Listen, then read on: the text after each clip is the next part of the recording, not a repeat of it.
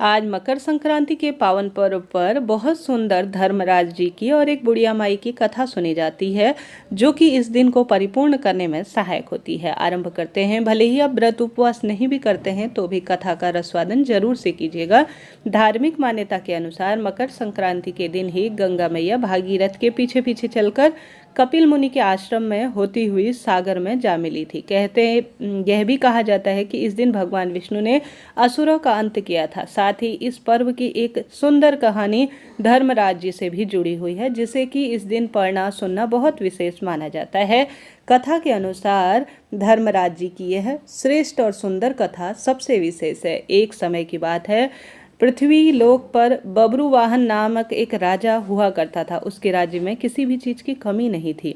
इसी राज्य में एक हरिदास नामक ब्राह्मण भी रहता था।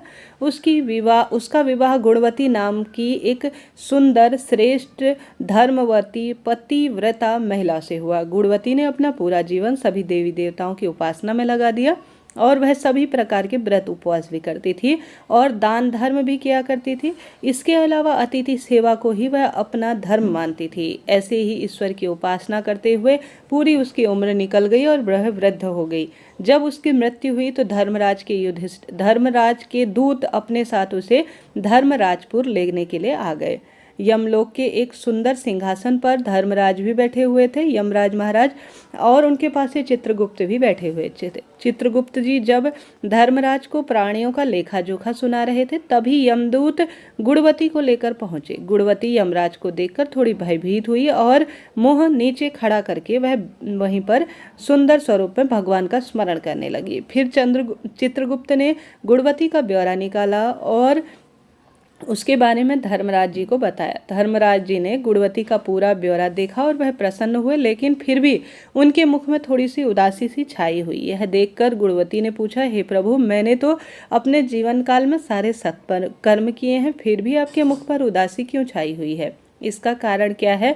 प्रभु, मुझसे बताइए, मुझसे क्या भूल हुई है? धर्मराज जी ने कहा, हे देवी, तुमने सभी देवी देवताओं के व्रत किए हैं, उपासना की है, लेकिन तुमने कभी भी मेरे नाम से कोई दान पुण्य पूजा पाठ नहीं की। धर्मराज जी की बात सुनते ही गुणवती क्षमा याचना करके कहने लगी कि हे प्रभु, आपकी उपासना के बारे में मुझे कुछ भी पता नहीं है। कृपया करके मुझे ऐसा उपाय बताएं जिससे कि मैं आपकी पूर्ण रूप से पूजा करूं और समस्त मनुष्यों को भी इन पूजा पाठ के बारे में पता चले और आपकी कृपा के सभी पात्र बन सके। मैं अपने मुख से अपनी भक्ति का मार्ग सुनना चाहती हूँ आपके मुख से, और मेरी कामना है कि मृत्यु लोक पर वापस जाकर मैं आपकी भक्ति करूं और सभी लोगों को इसके बारे में भी बताऊं। धर्मराज जी ने कहा, जिस दिन सूर्यदेव उत्तरायण में प्रवेश करे, यानी मकर संक्रांति के दिन मेरी पूजा शुरू करनी चाहिए और उस दिन से लेकर पूरे साल भर तक मेरी पूजा करते हुए यह कथा सुननी चाहिए। साथ ही मेरी पूजा करने वाले व्यक्ति को धर्म के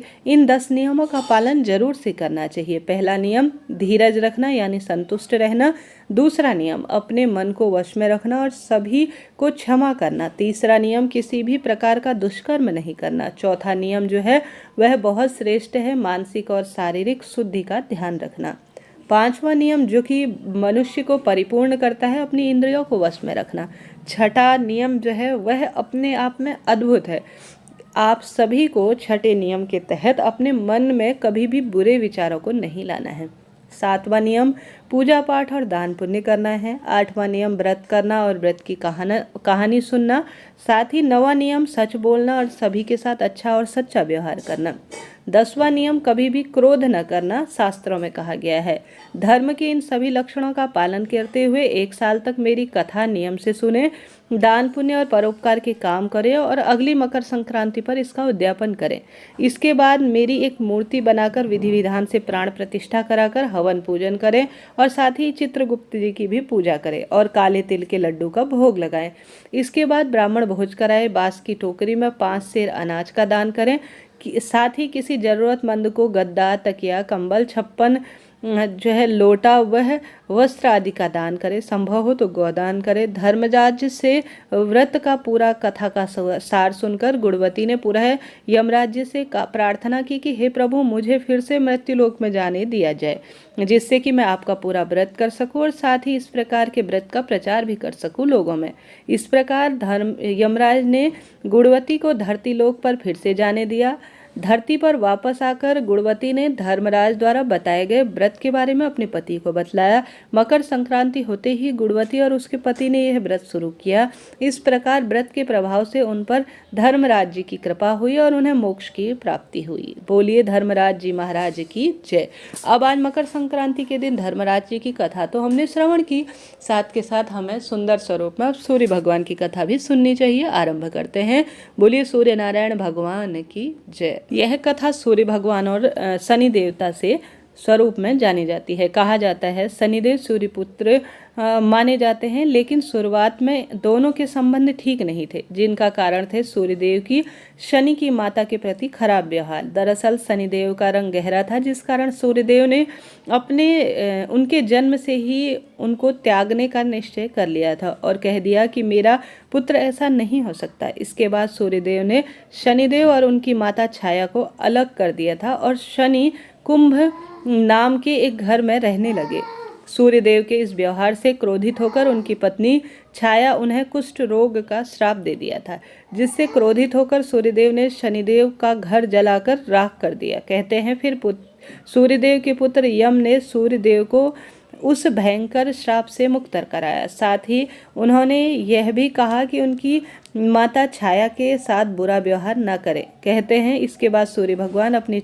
पत्नी छाया और शनिदेव से मिलने उनके घर पहुंचे। तब सूर्यदेव वहां पहुंचे तो उन्होंने देखा कि वहां सब कुछ जलकर बर्बाद हो चुका है। इसके बाद शनिदेव ने काले तिल से अपने पिता का स्वागत किया। शनिदेव के इस व्यवहार से प्रसन्न होकर सूर्यदेव ने उन्हें नया घर दिया, जिस घर का नाम मकर था। कहते हैं इसी के बाद से शनिदेव कुंभ और मकर राशि के स्वामी हो गए।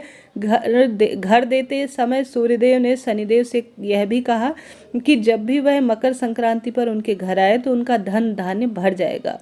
इसके साथ ही जो लोग इस दिन मुझे काले तिल अर्पित करेंगे उनके जीवन में सुख समृद्धि की कमी नहीं होगी। इसी कारण से मकर संक्रांति के मौके पर सूर्यदेव की पूजा में काले तिल का इस्तेमाल जरूर से किया जाता है। तो बोलिए मेरे साथ आप सभी सूर्य भगवान की जय, शनिदेव महाराज की जय, छाया माता की जय। आपके इष्ट पितृ को, देवी देवताओं को कोटि कोटि प्रणाम करते हुए आज इन दो कथाओं का श्रवण करने से संपूर्ण सुखों की अनुभूति होती है। राधे राधे।